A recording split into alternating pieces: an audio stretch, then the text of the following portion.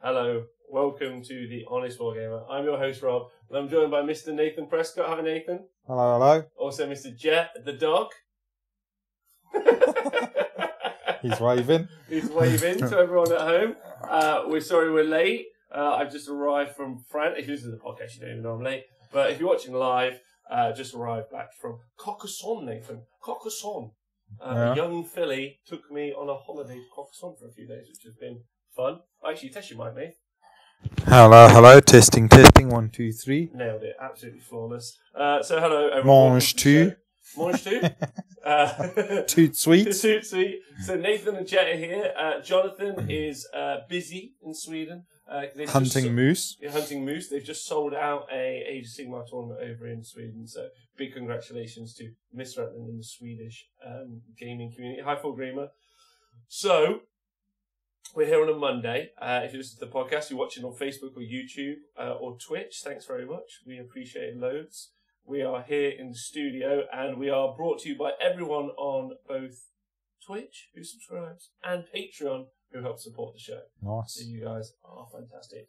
You podcast guys have had a lot of podcasts to listen to this week. There's been Nate, a bevy of podcasts. A bevy? A bevy of podcasts, yeah. And I, Harrylicious, and there's actually going to be a couple of fancy podcasts coming this week as well, because it's a pretty exciting week in Age of Sigmar terms. Yeah. Yeah? Are you excited? Thrilled. Thrilled. So before we go any further, and mainly because I've missed you, how are you? Oh, good, man. Yeah. I'm still in my work clothes because I've had to come from work, so I've been a bit busy, but otherwise alright. You look great. What's Thanks. interesting is your work clothes just look like my clothes. Well, those are your work clothes. I guess, technically, this is my work and these are my work clothes. Yeah. Not technically at all. 100%. Yeah. Evening Hook and Pin, we are stunners. You are correct. Welcome to the show. This is the best looking English Age of Sigmar podcast, in my opinion, Nathan. Okay. Yeah. Cool. That's nice. Any of the English podcasters out there would like to fight? Have a runway battle. I think that's something we're doing soon. Did you say you were organising the runway battle? Yeah, but I think it means a different thing in my language. Good. All right. Old Boy Phil, why are Dragon Ogre sold out? Didn't you buy an army of them, Old Boy Phil? I feel like it's your fault. Absolutely. So, yes, welcome to everyone. So, you've been well. What have you been doing? Tell me what you've been up to. In the Warhammer world of Warhammers, I've painted a few models. Yeah. Which has been fun. And then I've managed to get a couple of games. So that was awesome. I went down to I want to hear about these. the WS10, so Wednesbury 10 lads. Yeah. And down to their shed. And had a couple of games against their the mighty Brain Squig, Nick. First Brain Squig. The first Brain Squig. The first mighty Brain Squig. The first mighty Brain Squig. Slanesh, as well as Slanesh Fiend on Twitter. Yeah. If you want to add him, or if you want to try and join the WS10 Facebook group, you can. They're a mighty horde at this stage. He very much is. I'm right. I heard this directly off Pete, his club mate, and also off Nige, his other club mate. He said that he runs it very much like a grot horde, and he's the war boss. Yeah. Yeah. Just stabs anybody that disagrees in the knackers. Coot45, thanks for subscribing on the show. Obviously, all you guys for subscribing. You guys are great. Nathan, I want to hear more, but I just want to say hello to everyone. Yeah. Yurkshire's back. He says, back off me holes, back to Premiere in Ultimate Wi-Fi and you guys. Oh, there we go. Very good. I'm glad to see everyone. I hope you're all well. I'm going to say hello to everyone. We were meant to have a special guest today. I'm not going to reveal who, because hopefully she will be back on again next week. Yeah. But that was the plan. And then today she messaged me to say that she was sick. And therefore, what I had planned for the show, which was a good, big, in-depth conversation and chat, probing, is now unfortunately postponed till next week. So me and Nathan, I've been in France also in a grand castle. So mainly it's just going to be me and Nathan talking and you guys asking us questions. So get ready, gentlemen. Yeah, this is like, didn't we used to do a podcast? Yeah, we did. Ask him how good his French is. Laka laka. Mine? Yeah. Je suis la bibliothèque. J'ai mangé le travail.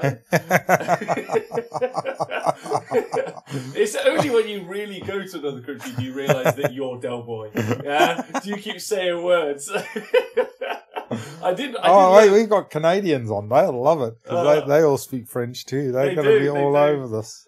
Chicken TV, what the fuck? I spoke to you today. You're in France. I was, and I'm back. I'm George Mark. Evening, evening. Wow. So we've got people from all over England. We've got people from Australia. We've got people from New Zealand. Long shot Locksley. Canadian. JP, Canadian. I ain't got that far yet. Cooch 45 says flannel shirts for the win. That's our staff uniform at this stage, right? Game. Oh, apparently it is. Yeah. Apparently, yeah. Chicken Footy says hi, Nathan. Jet needs a flannel dog coat. Oh my god.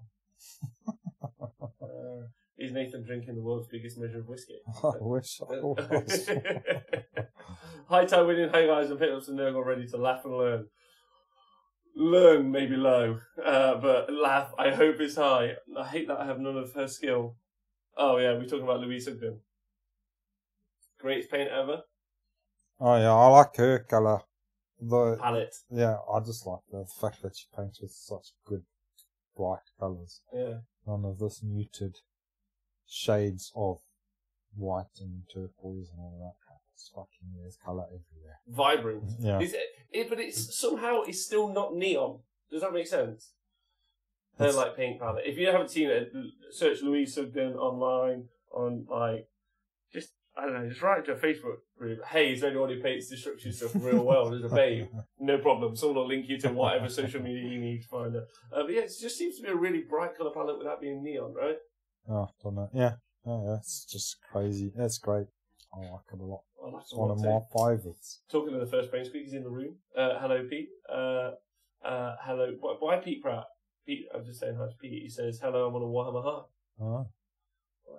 He's ground up his models and he snorted them through a little white tube. Okay. Hi, Grubby. Hi, Oakwoyville. Almost matching shirts tonight. One day we'll have matching shirts. So, you went down to the Wednesbury 10 fellas this weekend, Nathan. You played some Warhammer. What Warhammer was you playing? Well, so the first brain squig was practicing getting some practice in with his grand tournament list. Yeah. So, yeah. So I gave him a couple of games. The first one probably wasn't as tough as what he wanted because I took the dispossessed. Don't worry, talking about fucking I got hammered by them 2 weeks ago. Was it not a challenge, the dispossessed? No, well, and also I made a couple of mistakes charging them, and I should have just stood back and carried on shooting. Really, right? And I don't know. What the first brain squig thinks about where I brought the Thunderers up. I'm still undecided whether I brought them up in a good place or not. So I brought them up behind his army because we were playing, shifting objectives. Mm-hmm. So everybody's just basically fighting in the middle. So I thought by bringing them up, it would draw a unit away from the objectives and give me a chance to compete for them. But it did mean that I lost that unit quicker than if I brought them up, say, behind my other units, which is maybe what I should have done. So, I don't know. Anyway. Difficult, because, playing with the dwarves now, with my Chaos Dwarves, I'm really, once I've committed to a decision, and it's kind of like, it's at the deployment phase, Dave. I put a unit down in deployment, and I'm like, well, they're basically there for the game. Yeah. Like, they're not going too far, unless you just roll. I mean, is the reroll charge one of the greatest new abilities for Dispossessed? It's basically, you move, plus 2d6 is now my thoughts. It's quite a good one. Also, the running 6 is a great one for them. So, yeah. Are there any units that will run a charge? In the Stop laughing at me. Hi, Unicron John. Nathan. I want to hear more about what your games were this weekend. Yeah. But have you seen Unicron John, the guy that does lots of our Roblin pictures? Yeah, I've seen him. Most of all the Roblin pictures he's doing Squigtober, so he's drawn a different squig every day for October. Yeah, I've seen some crazy looking squigs out there. Yeah. Have you seen the Squirraf?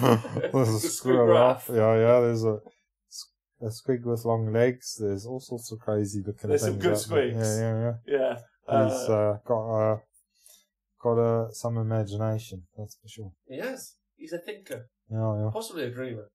Like you. Yeah. A lover and a dreamer. Different sorts of dreams, but yeah. Well, I guess we both dream about squigs occasionally, so yeah, fair enough. Yeah, maybe. The juju, it's the mushrooms. Yeah. Pete Pratt plays some great games, New Army on the table, enjoying the hobby. Hi Pirate Bear Games, hi Toodles. Also, DB is asking the question, Nathan, because I want to hear the rest of your tale. But I heard the reason Rob was in the castle in France was to unchain Nathan, who got way too kinky with his lady in the castle dungeon. He passed out. Nathan used smoke signals to help confirm or deny. Now, because of how international laws work and treaties, I can't actually confirm or deny. But effectively, all I can tell you is that I now am a master locksmith. I'm skilled up. In order to, yep. I'm really good at talking French. Yeah, so good. So good. Can I tell you something? Some of you may or may not know. Actually, let me read what everyone said and then I'll tell you. Yeah. Evening all. Hope you're doing well. Says OJ. Hi, LLV. 2 big tournaments this weekend. Aimed upon the Swedish one. I sent you Sweden results in the Discord message. Thank you, LLV. I appreciate that. I've just stepped off a plane, literally. So I'm not able to put everything together. But I am doing some more shows this week. In fact, I'm doing a lot of shows, if you're interested. I'm obviously doing the hobby hangout tomorrow. Friday, I have 2 different groups of people down. In the day, I'm doing a bunch of stuff, but I'm also finishing off the Chaos Warfare Army because it's the Heat Grand Final this weekend, which I'm going to, which I'm excited about. I've got some special guests over on Friday, 2 special guests over on Friday for Age of Sigmar. So it's a pretty Age of Sigmar week, really, on the show. And I've come back from my little break just so enthused about the things that we can do in the future. Cool. So, and there's loads of big plans happening and things going on. So we'll talk about that in a bit. Nice. But Nath, little side note to what everyone's saying in the chat. Being a vegetarian in France, specifically the south of France, and specifically in Carcassonne. Yeah. I haven't eaten anything that wasn't bread plus cheese plus, and sometimes plus nothing else, for 4 days. Yeah. I feel like a squig full of cheese. Of cheese. Cheese squig. It's all they serve. Yeah, you like. But they don't have anything else. Didn't you get my message? You have to ask for ratatouille. That's a classic French. Yeah, but they didn't have it on the menu. No, monsieur, no, man. Like I had to learn. Je suis vegetarian. I said to one wait, I was like, je suis vegetarian, and he went, ugh, and they just walked off. That's all he did. He didn't serve me. If I was a vegan, I'd be dead by now. I'd been living on bread for 4 days. I got back. I doubt their bread is very vegan. I got back and I had a Greg's vegetarian pasty, and I was over the moon. I was like, this is living. This is good, healthy living. That's what I said. Evening all, Joe Squig. Joe Da Squig. Wow. Evening all, desperately trying to finish a Carriage Army. Also, John Doe, thanks for subscribing. I appreciate that. Sprint MD. Just trying to finish Carriage on for Amazon Proof this weekend. Good luck, Joe the Squig. You got this. Sprint MD, yes, Monday stream when I get some Night Vault to build. Yeah, there's been some shit come out in there. Yeah, some Night Vault. Night Vault gobos are looking so sweet. Do you want to tell? We'll talk about them in a bit as well. Yeah. Well, we have got stuff. Why have you got glitter on your head? I probably know the answer. Why is there glitter on your head? What possible sexual game can involve glitter? That's nothing sexual, I'm sure. Not all the time. Thanks for donating 100 bits. Graham, hi. Yorkshire, hi. Anyone attending the Vigilance tournament in November? Sorry, I know it's what you asked on Thursday. I don't think I am. Hi, Donaldino, the Grot Terrace.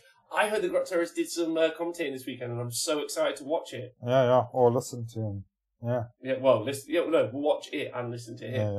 Yeah. I'm very excited about that, Donaldino. I've just stepped off the plane. I have that scheduled for Tuesday or Wednesday to watch. Very excited. We've got no to talk about. What do you want to hear? Cool. French don't know what vegetarian is. They're proper people, that's why. Fuck off. Damn, I tried to miss the preamble. I tried to miss the preamble.com. Basically, it's all you're going to get today, brother. So. Hey, honest-wargamer, what's up, everyone? Hi, Aaron Wilson, AOS. So, Nathan, so your first game, Dispossessed, went badly? Yeah, so Nick's got a Daughter's Cane list. So, pretty choppy. He's got the currently most successful Age of Sigmar army in the world.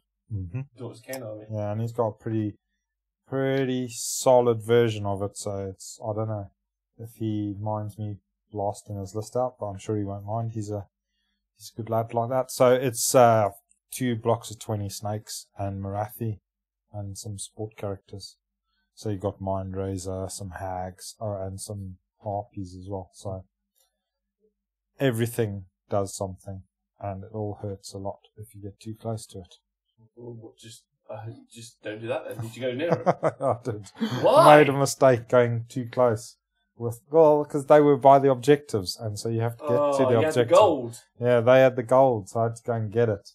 So can I tell everyone a piece of Age of Sigmar advice, I guess you will. Now, some people know or don't know that I'm working on a workbook. Nathan knows, yeah, like in intense detail. What the fuck? I don't yet in intense detail fully understand it, but it's going to be a big deal. For me, personally, and whether or not it's a big deal for everyone else, well, make up your own mind. It sounds a bit wanky, probably. I explained it to someone. I explained it to Joe Purcell. I played Warhammer against him the other day, and he went, sounds a bit wanky, Rob. And I was like, fair enough, Joe. Fair enough. And then he went, my gardener wouldn't like it. And I went, you've got a gardener, Joe. You sound a bit wanky. But we were talking about my Age of Sigmar list. Hi, Ben Bailey. Hope you're well. I was talking about my Age of Sigmar list. Yeah. And we talked about, I said to you, because I have this thing at the minute called bait, boar, or, what's the fucking one? Bait, boar, fucking hell, bully. Bait, boar, or bully. Yeah, my 3 Bs. Right?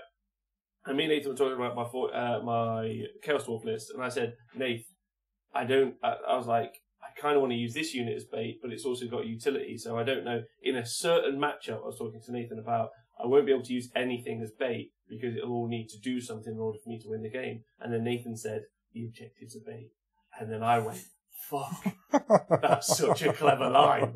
Yeah? I was like, I'm stealing that. Yeah? So now I've told everyone I've stolen it. I can't steal it. So that's Nathan's line. But so he was on the objective, so you had to go to the objectives. Exactly. You've got to get to them, don't you? So I guess I could have held off for an extra turn,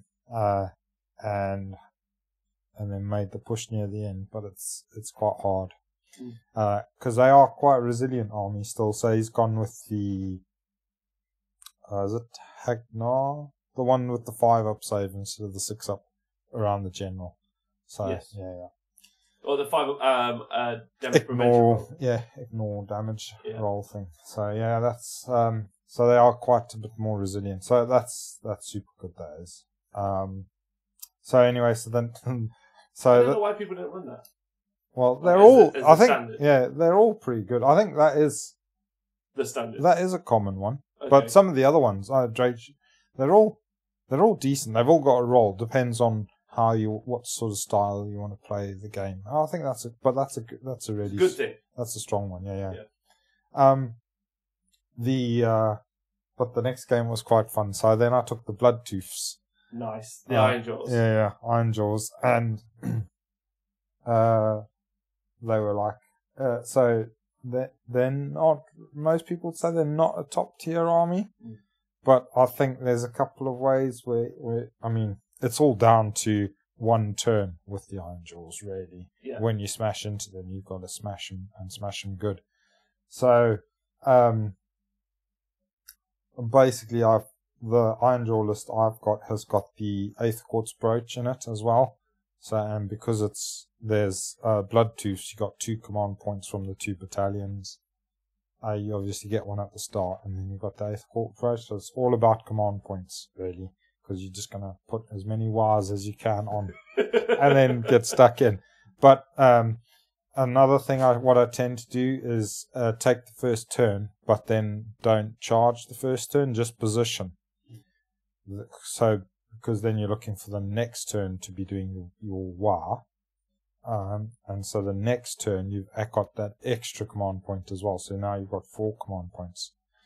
So I went in with 4 command points, did 4 wars, rolled my Aether Quartz Brooch rolls, got a few of those. Nice. Went going. So eventually ended up going with +9 attacks on each of my orcs. The +9 attack. Yeah, so it was almost like I had a Daughters of Cain army. But they were brutes. Yeah, but they were hard boys and stuff like that. But our boys have 2 attacks each base, or 3? 2 or 3 depending on the weapon loadout. Okay, Yeah. so they had 11 or 12 attacks each. Yeah. From 30 of them. Yeah. So is that 330 attacks? Yeah, well, they were split. There was a 10 and a 20. Right. Yeah, it was pretty mental. It felt like I was playing with a Daughters of Cain list or something like that, like a proper list. Did you have to get some dice? Whoa. A proper list. Like yours isn't somehow just a list. This is mental. So, but I did activate them in the wrong order. I got greedy. I was hoping to get a smashing and bashing off by taking out a small chaff unit with half of a unit, and then that didn't work out. So, I lost a unit, which I shouldn't have lost at the beginning. I should have activated that other unit first. They would have made a big hole. I probably would have lost one of the units the other side, but that wouldn't have mattered so much. The important units were on the right anyway. So, did Nick just trick you with his beautiful eyes? Oh yeah, he's a stunner. So you had a good time over it? Yeah. So, I mean, it was pretty bloody. There was, I think come the end of the game, my army was tabled, but he didn't have a lot there. Marathi is just horrible. If you can't get at her while she's little, she's quite awkward. Like Brett Kavanaugh. Yeah. Something like that. Whatever that is. That's an incredibly relevant joke. Is it? I've just chuckled to myself. Good. Yeah, I've just edgy high-fived myself in a dark room. Cool. So, yeah, I mean, so she was alive. There were a few snakes in each unit left, but I think there was 1 or 2 in the one unit and 4 in the other. And then there were a couple of heroes left as well. And like 2 or 3 of each of the harp units left as well. So you killed loads of stuff in that first turn? Right? Loads of stuff died. So it was a win for you? Yeah. No. Oh. The daughters hold on and, killed me back. And died. They sound devastatingly tough. Yeah. And I know that again, Daughters Game won another event this weekend. We're going to talk about that in a minute. Just want to say hello to everyone. Hi Lee Bromley, hope you're well. Evening boys, can't believe Joe is a gardener. OJ, the word Nighthorn makes me wretch after the weekend. My harvesting wardrobe got ruined by Spirit Host Henry List, Linda, and Double Mongol. Never seen so many bloody mortal wounds. Wow. That is one of Sylvan's weaknesses, right? Has been for a long time, mortal wounds. Hagnar, I'm sure Hagnar, if you go back and listen, I'd like to know, might go back, that's too egotistical. But if you go back and listen to the Daughter King review that we did on the show, I'm pretty certain I said Hagnar would be the go-to standard build. Mr. Tumler says, okay, so I listened to the Beastman book rundown. I have to say I'm all in, plus cheeky shout out at the start. Sorry I wasn't there. The Skull Kid also there while the internet waited to ambush. Mr. Tumnus, you were inside of a wardrobe doing the bidding of an Ice Queen, don't you there? And then Miss Morgan Source says Hagnar is what Ben and I run, so that's Ben Sava, and what Colin, who won, Colin won, it was only a week, I've forgotten. This weekend was Angel Court, and last weekend Colin won Facehammer with Dr. Ken as well. And then everyone's... you can stack Wars Mouseback, you can so stack Wars. Yeah, which is orky, right? We should be able to stack Wars. Hi, Gregor, hope you're well. And then, yes, you can go and watch... I don't know the name of the Twitch channel, if someone can remind me, you can go and watch that final game at the weekend of the event just gone live streams. With Ben I'm sure Sattler Don will put the link up or something like that. Yeah, someone will tell me. Hi, Canhammer. What's up, geniuses?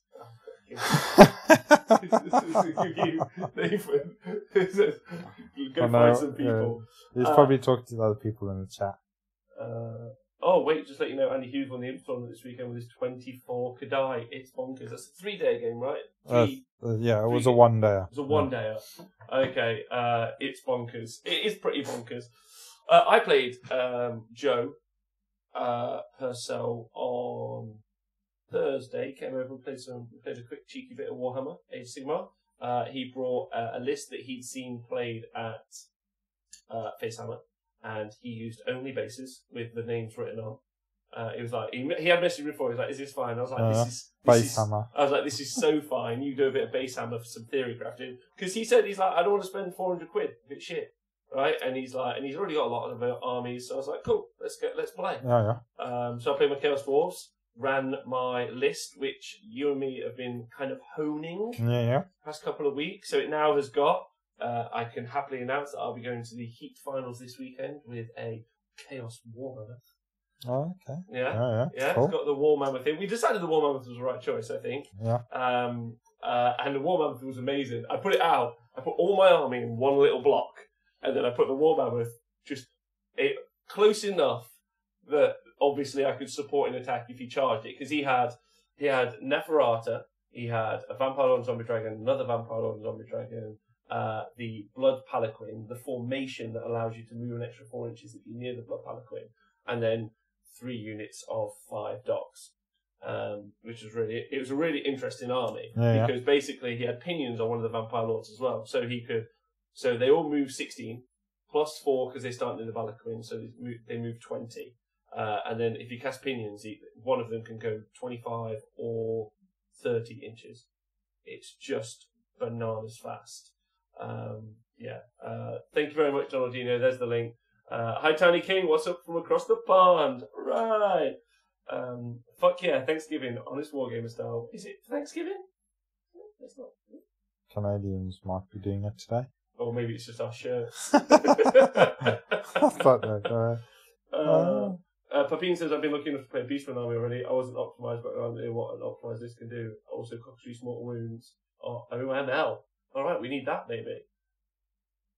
Good dogs. Yeah, it says in Canada for Canadians. Yeah, oh, well, happy Canuck holiday. How do we celebrate? We can have some pancakes. Yeah, just drown something in maple syrup. Yeah, alright, Shops deal. are good one. Alright, I'll do the Canadian national anthem, salute. And I'll tell you all to wear your best... Wait, what? They don't have their best flannels, do they? What do they have? Canadian tuxedos. That's what we're wearing.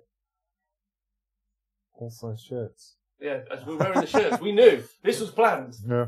We always wear shirts, but yeah. Anyway, so I put the Chaos War Mammoth out, yeah, and Joe obviously has got a super elite army, and then Joe just did that. Joe had the choice to go first. Joe just went, Rob, that mammoth there, that's bait. And I went, it is, Joe.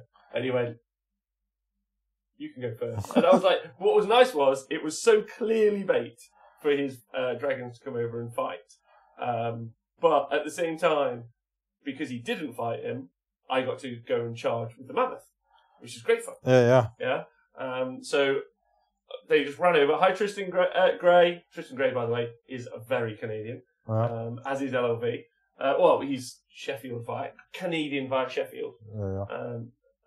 Right, Sandy, play hockey, chug maple syrup, wear denim and flannel. I am wearing denim. We should play hockey. Yeah. Can you play? Can you ice skate? Have you seen ice? Yes, yeah. I've done a bit of ice skating. Figure. I've played loads of figure skating, but I've played loads of hockey, but it's all field hockey. Oh, I've never played any hockey. Yeah. Maybe we should play. Like Wayne's World. Yeah. Come on. Road hockey. Double denim Canadian tuxedo. Right, that's the best. Fuck Sheffield. Hi, Andy Dunn. I hope you guys had a great. It looked like you had a great party recently at that big shindig. Right, so Joe went, "That's bait, that is, Rob," and I was like, "It is bait," but the War Mammoth got to charge, and that's cool. Unfortunately, Joe had been really sensible, and because he'd read the War Scroll, because I sent him the list the day before, my list, and he read the War Scroll for War Mammoth, and he remembered that they've got 3-inch range, so he didn't just screen with the dogs and then leave one of his dragons too close. Yeah. So I charged the dogs, and all I did was kill a unit of dogs. Whoop-de-doo. However, he then charged the Palanquin in, and the 2 Vampire Lords and Zombie Dragons into the Mammoth after doing some shooting and magic and wounded him quite badly. And then the Mammoth had got so few attacks when he got to strike once that he didn't do anything. But you did roll off, and like a giant, we both rolled off. Yeah, and he surrounded his entire army around this War Mammoth. I won the dice roll, which means I get to pick a point within 4 inches, and every unit within 3 inches takes D6 mortal wounds, which is on a massive base, so you can get really good with it. So I hit Neferata, both Vampire Lords, and the Palanquin, and then I rolled 4 ones for the mortal wounds. Oh. But so that was a bit disappointing. However, I'd already ran onto all the objectives, and because he'd spent a turn fighting, I mean, I don't know if you think this, or maybe you guys out there listening, but I think if you don't immediately jump on every objective you can in the first turn, you're probably hampering yourself maybe so much for the last few that you might not win the game. Yeah. Like that, he only spent a turn dealing with the mammoth. Yeah. But then by the next priority roll, there was some more objectives to get, and he was just down enough points that I won the game. It was just so key, so pivotal. And I'm sure armies armies that just run across the board on the first turn and just attack you and pin you in, that's their tactic. Yeah. A lot of the destruction ones will do that. I think death armies have got to be more. So I watched a couple of the games. I watched one of the Angel Call games, but it's something I've noticed with death armies. So the death armies, I think, are just too strong for anybody else. They even outfight a Daughters of Cain army just over the course of a battle. But they tend to always have their grave sites quite within their own territory, and I think they just need to wang them forwards and go and fight the battle deeper in the board. Death players pussies? Yep, pussies, dry pussies. Dry ones! You heard it here first. I am in the Legions of Nagash WhatsApp group. I will timestamp this 31 minutes, and I'm like, just FYI, all of you got called a pussy. Dry, dusty pussies. So yeah, they need to wang. I think they need to be a little bit more adventurous with their grave sites, really. Witch King, thanks for subscribing for 2 months in a row. It helps keep the show going. Appreciate that. So I think, because I do think they can outfight a lot of armies, but they tend to be pinned back too much on their grave sites and fight the battle there. Then by the time they've killed everything, their opponents have scored all the gold. And then Agreed. I agree. In Twitch chat, everyone in the Twitch chat, I want to say hello to Blackstone Studio, Duffmand. Did I just hear? You did? You just did. Everyone in the Twitch chat, let us know what you think about whether or not you think Nathan's right. Is Nathan right? Are all death players big old dry pussies or not?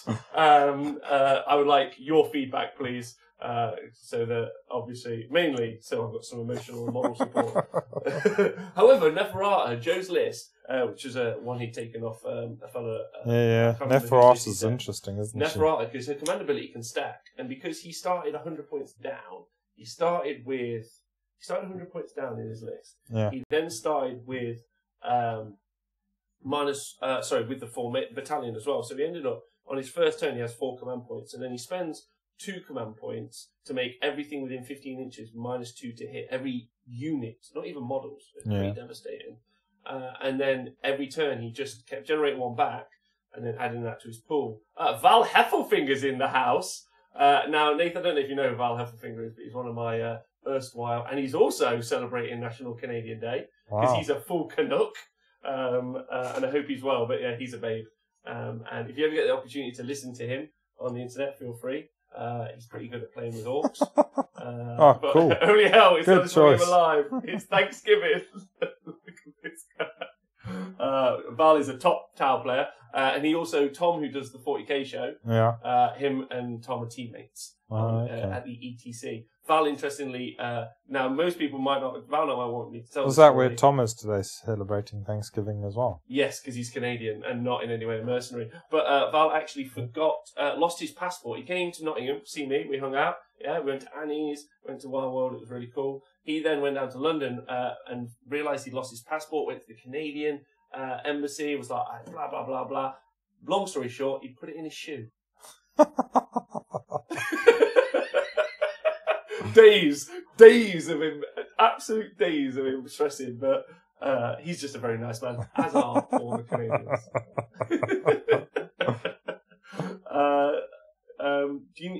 Aaron Wilson says you do need at least 1 defensive grave site when you return the units, but totally agree they need to be used in theory to play deeper and pin people. Yeah. Sinesh would never accept dry pussy, says Fernand, which I think is fair. I think two very aggressive, one central and one defensive, says Tristan Bray. So I think, again, if you put the grave stats too far forward, it's hard to bring in this. It's good to have the regen ability there for Skellies, though. Hi, Moon Tyranid. Hope you're well. Some of us are rotting boxes and Bob Monkey Cheese. Also, Bob, I didn't miss your comment earlier where he said he happily would be a commentator for us on the show when we do live coverage at an event. Okay. But he said he'd just sit there and nod and just be really happy to be there. Cool. So much like Warhammer Live. I've heard Val is a top tower player. Tomb King players don't have to worry about that though. They bring their grave sites with them. Fair enough. That's good. I'm definitely right. Let's do tell the story. It's a great story. Columbus was a bum. Columbus was a bum. What? He was a bum. He was also responsible for genocide. But we'll go to that another day.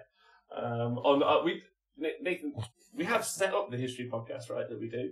Have we? Have we? Oh no. What's it called? The Honest History.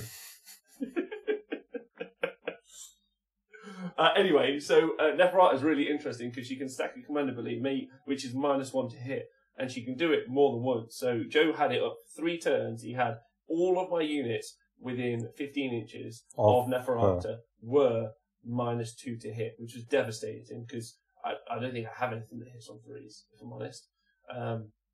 So that really reduced the output of my army. Thankfully, the mortal wounds that I do from the Fireclaves are natural hits of 6s. Yeah, so yeah. I mean that's a massive bonus for me. But Geminids were the clear winner of that game. Just making Geminids plus Ash Storm, so units were -2 to hit. Oh, this is great. My Bull Centaur Toruk, he's -1 to hit naturally because he was command trait. Yeah. Geminids to a Vampire Lord on a zombie dragon, and then I Ash Stormed him, so he was -2 to hit. And then in close combat, when the old ugly Bull Centaur, cow got in there. with his 5-up ignore, and he was in there for 3 battle rounds, just whomping on this Vampire Lord and Zombie Dragon, and then he was surviving shooting, and he was surviving magic, because he has that 5-up ignore against mortal wounds, and 5-up and 6-up, and he just other ignore damage save, Yeah. and he was just amazing. He's a little nuke, and I kind of want more of them, if I'm honest. Bob McShees, I got a call out exactly, therefore let's have a day for him. Also, there's on the runes topic from Thursday. I went to see a few mates local 40k tournament, fucking runes everywhere. There's a kind of a thing, Nathan, 40k, which Val may well be able to. I don't know if he listened. Oh no, I haven't put that show up yet from Thursday. But on Thursday, Nathan, basically the whole of 40k is, there's some fucked up rules where you can't fly over units and some other shit. Yeah, and there's 1,000 different diagrams of what happens if you're a building. And then I just said, if buildings are such a big issue, and they are really, then just don't have any fucking buildings. Just have mountains. Why is everyone always fighting near a building? It's just ruins everywhere. 40k. Ruins are ruining 40k. Fair enough. No? No, I don't know. I don't.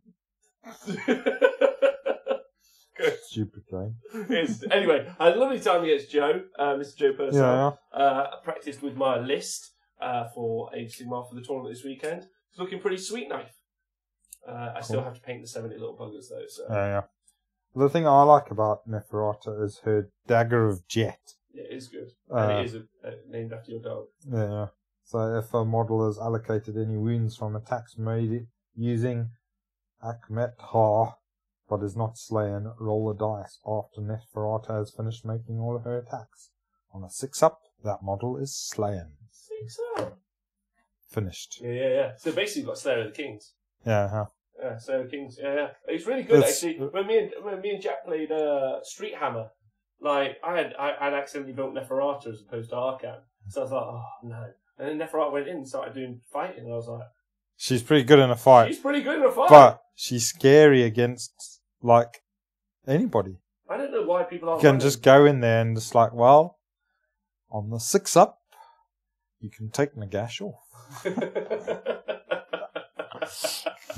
So yeah, no, it's great. I think it's. All right, okay. Yeah, I think Neferata could be a really competitive choice in death armies. Realistically, 2 command points, just bomb the enemy from -2 to hit, devastating. Would that mess up Daughters of Cain? Would that slow their pace? Well, yeah, I'd slow anybody down, but Most of the units naturally have 3s, though, right? Yeah, and they get rerolls. They got ways. But it's rerolls after modifiers, which is nothing. After a certain, when people have got rerolls, it's really fun going, I'm the last one to hit, and they go, yeah, okay, you can't reroll that 4. You can't. Yeah. Don't you fucking try. That's my 4. Yeah, they're mine. So yeah. Yeah. All right. Well, let's just say yes to each other many times. Yeah. Titties. No, I reckon. No, I reckon. Yeah, I mean that would slow any fighting army down, definitely. Yeah. -2 to it, definitely. Okay. So a little bit of an outside pick. I enjoyed playing against it. A little bit challenging. Really made it tanky. His list, and obviously there was one Vampire was on Dragon that had immune to range, and the other one Doppelganger Cloak. So a really nice kind of mixture of you can strike, can't strike sort of business. And is it 15 inches? Did you say? 15 inches, yeah. Oh, so I think that gets lower as she gets. Yeah. As she takes wounds, that gets lower, but still, that's even pretty good for shooting, isn't it? Yes. Nathan, you're being accused of being on Grindr right now, and Bob Monkey Cheese says he can confirm that because he just got an invite. Yeah. Right. Bob. Okay. So Warhammer. So then the other news is then this weekend at Warhammer World here in Nottingham, in obviously it's above us because we're in the cage below. Yeah. Is the grand finals heat? The finals of the. Fucking hell. What is it? The grand final of the heats. Yes. Just the grand final will do. Just the grand final. Chuck the heats out the window. This is the grand final. Just the grand final. Yeah, you have to go to the heats to be in the grand final. That's right, yeah. Okay. But we won't mention those. Do you think people will be feeling the heat at the final? Yes, I'm sure they will. I've missed you loads. It's only been 5 days, but being in another country really makes you realise how much you miss your mates. And I have. Do you know why? Fucking French, with their camembert. They'll make you miss anybody. In their poisson de la poupe. They're -2 to miss. They are -2 to. Although actually everyone was really nice. Truth be told, although I hate saying café au lait. Also, how do you say water? Bottle of le. Yeah, they don't say half the word or any of the word. Datcom says that's a bad pun. How was Carcassonne? Carcassonne's amazing, by the way. It's just a massive castle. It's fucking huge and real high. And I'm real scared of heights, but it's real high. But it's also real cool. It's real nice. It's the parents live in Aquitaine. Very nice canoeing down there. Oh my god, that's so fancy. Canoeing down the Dordogne. Tom, fuck the French, fuck the IRL. Right. So yeah, this weekend there is the grand final. No heats, but possibly some spicy gossip and action. Some warm spice heat. Okay. I got some questions for you, Nate. I'm going. Yeah, prepared to see a massive 3 out of 5 wins from me. That's what I'm looking for. I think that's about what Chaos Dwarves deserve. Fuck Andy Hughes in his one dayer. He only played 3 games. He would have lost the other 2. Andy, if you're listening, I think you're a really nice guy. I don't really mean fuck you. Yeah? Unless, obviously, it's in a sexual way, in which case, you've got a gorgeous face. Do you think, who, and if not who, what do you think is going to win that event? It's a 100-person event, which is, you have to have qualified, so you have to place quite highly at the other tournaments. What do you think? Yeah, well, I don't think there'll be any dispossessed there, so they're not going to do it. Otherwise, I would have said them. So it's probably going to be Daughters of Cain because they are just super strong. All right. Having played against them, but I do think Death. Having watched a few Death games, I think there might be they're really a good. big push. They're just I think they're one of the strongest armies out there. Yeah. Nagash list can win. Easy peasy. I think so too. Dread Woods, thanks for subscribing 4 months in a row. Thanks to everyone who's here and who has subscribed, and everyone obviously on Patreon. You guys help us doing some. You guys are going to see some amazing stuff from Honest Wargamer in the next couple of months. I'm very excited. Very excited. And then the Twitch chat, obviously, who do you think is going to win? That's what I'd like to see. That's really important. Obviously, what we've had, Nathan, already is you've LLV who's in the chat currently. has done that amazing stat sheet that we had last week. He's just incorporated the stuff from Angel Core and from the Swedish event this weekend. So more stats going in there, which is just going to bump Daughters Gain even higher because that was one. We will talk about the results from that in a minute. But it was won by Ben Savran, Daughters Gain, best dressed man in Warhammer. I mean, it's kind of Daughters Gain tournament to lose, right? Yeah. I mean, yeah, they are. They seem to be winning everything at the moment. So, yeah, and having played against another variation on the list, they are pretty scary all the time. Right. So I want to ask you a question about that in a second. Just read out what the guys in the chat. And my question is basically going to be, I want to know what everyone in the chat, which faction do you think is going to win? So we did talk about this on the show last week, didn't we? Obviously you've got factions and then you've got star players in factions. So obviously Ben Savers out there, Colin, Crane over from Ireland, a bunch of obviously Nick, first playing Squig. But, there's a bunch of Daughters. It's Paul Haley playing Daughters of Cain as well. Yeah. There's a bunch of cool, great Daughters of Cain players out in the world. There are. And then we talked about supporting your faction. So obviously root for the faction that you want, but most importantly, the evidence is and the stats. Say Daughters of Cain. My question is do they win because they're just better than every other army? This is mull over while I read the chat. Or are they winning because just no one's setting up any good counters for them currently? That's the question. I'll leave that what these motherfuckers are saying. Yeah, I think it's a combination of things. Obviously they are a top army. When I played against Nick's list, it felt like the armies were equal, except then he had Marathi on top, and Marathi is a big piece. So that's how the power level felt at one stage when we were playing the game. So it felt like if you were to readjust the points in your like just based on your personal experience of that game, if you took Marathi out, then the armies would have been of similar power level. Okay, but Marathi was a 400-point swing piece. Yeah. I mean, I don't. She's really difficult to cope with some armies. It's a cool mechanic that she can't just be outright one shot. Yeah. You got to do it over time. Yeah.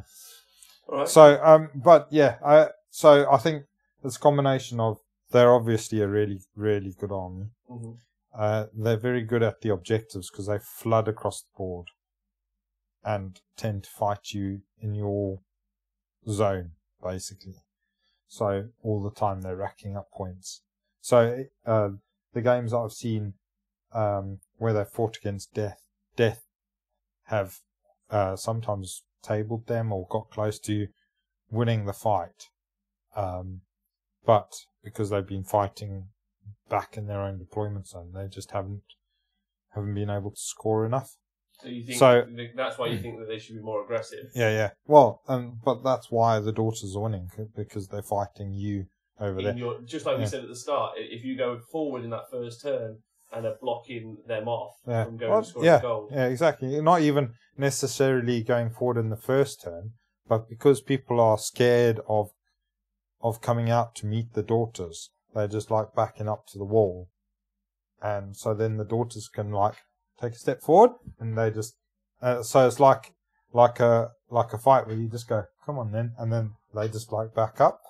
They go, come on then, and then you just push them back, and then you slam into them all the time. You're scoring points, aren't you? Yeah, you are. So they're really good at that. They're just a bunch of and they've got some really good players that play for them. They have got some. Yes, so that's the key. And I think that's an important point as well. Because, I mean, when you do look through the list, there are some people that end up near the bottom. I mean, look at Joe Purcell. I don't think... I think he ended up somewhere 30-something or other at Facehammer. And still not as bad as Dan Bradshaw, though. No. Well, it's a couple of... whatever. Wow. Just call it like you see it. Yeah. But normally this is me. Normally it's me just calling people out, but you're all over it. Well, they are mediocre players, aren't they? So then, so that's what you expect from them. But it shows that they can be beaten. Yes, because he had a crazy list again with 40 snakes and stuff. So, I mean, that is a lot of firepower. But again, he lost some games with that. So, they can be beaten, but there you go. All right.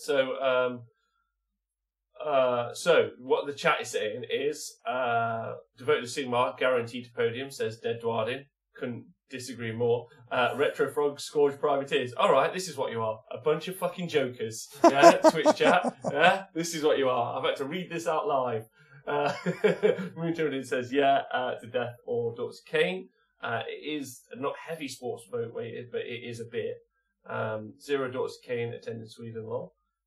Pirate Bay Games, realistically, I think Daughters, though. I reckon someone may come from left field with a shooty Stormcast list. And that's kind of where my head's at, if I'm honest.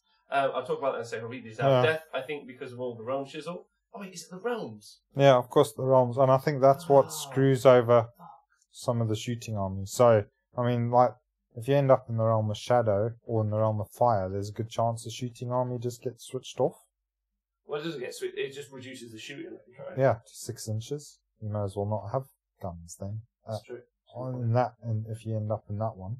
The other one is 18. That's not too bad for the majority of weapons, but I mean, it does hamper you a lot. And then the other one just means that you can't shoot through any sort of terrain, even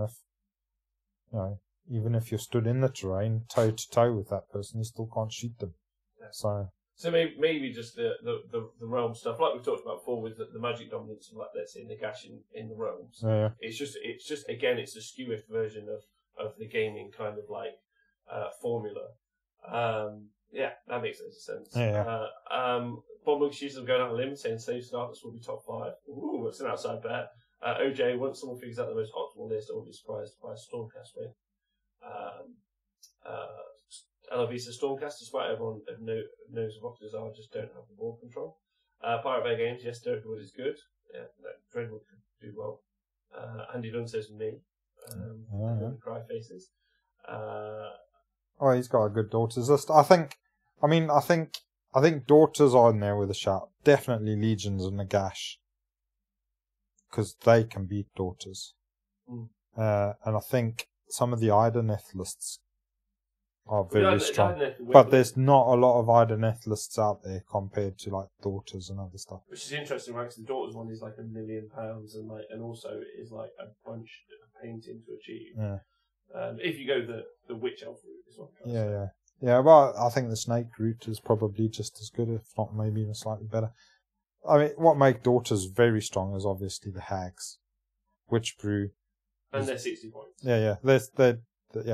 Witch Brew. They just got carried away when they were writing the rules, really. They did that thing. That was what was it? That was a Monday morning coffee. That was on. It was like about 2-3 o'clock in the afternoon. Yeah, just loads of adrenaline pumping. They've had quite a few coffees at this stage. They're like, Witch Brew, immune to Battle Shark. What is this other shit? How many points? 60 points. All right.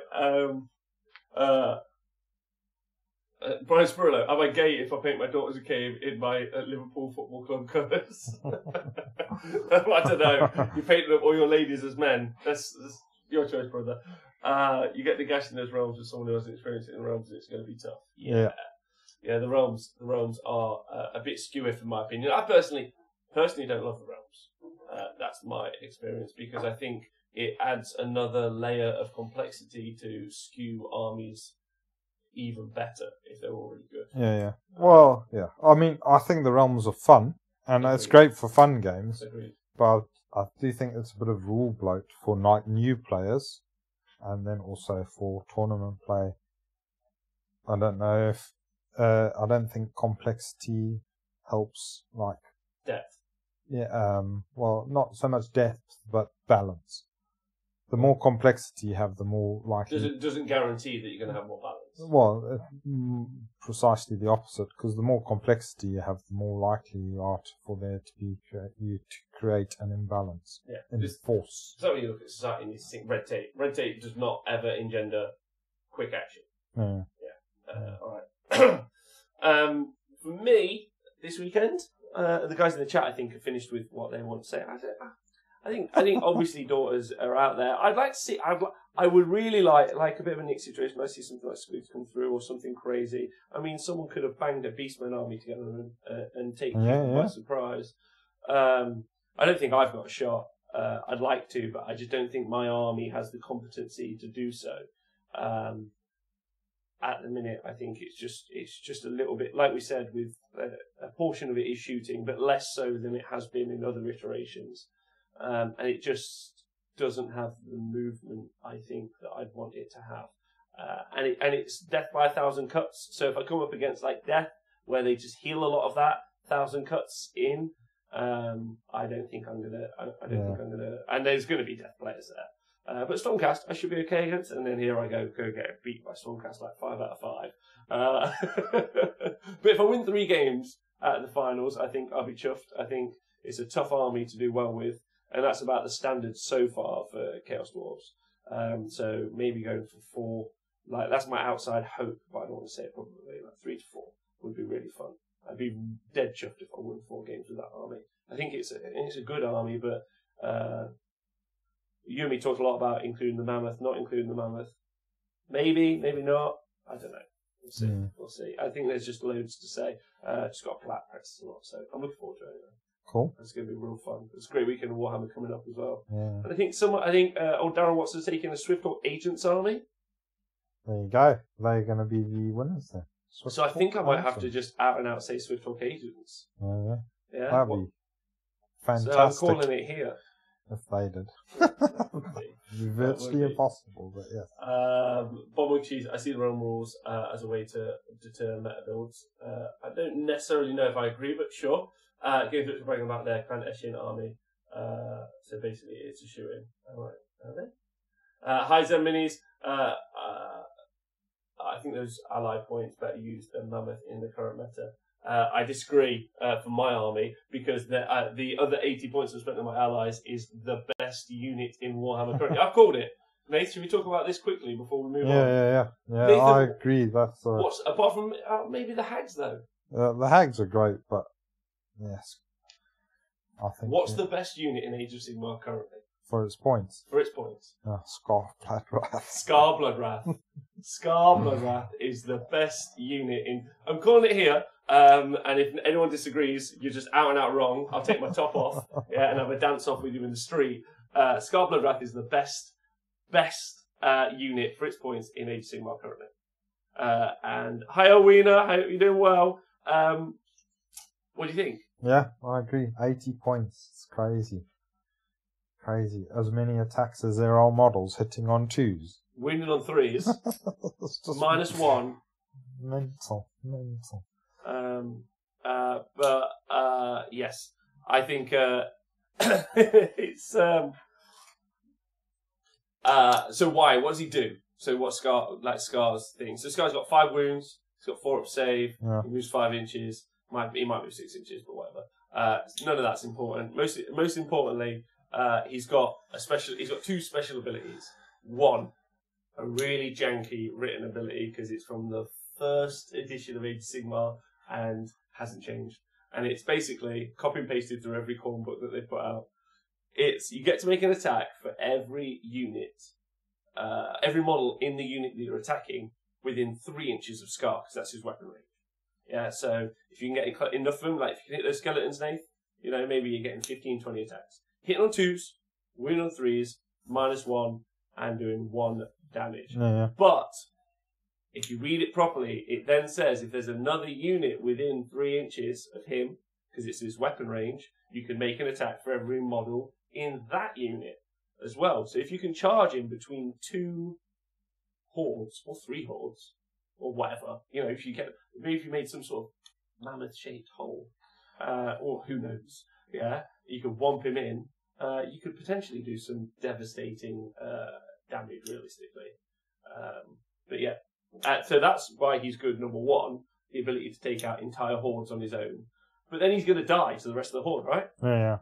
But on a 4+, that motherfucker just comes back. If 8 models have died in that turn, so that would be, me and Nathan were playing, it'd be his turn or my turn.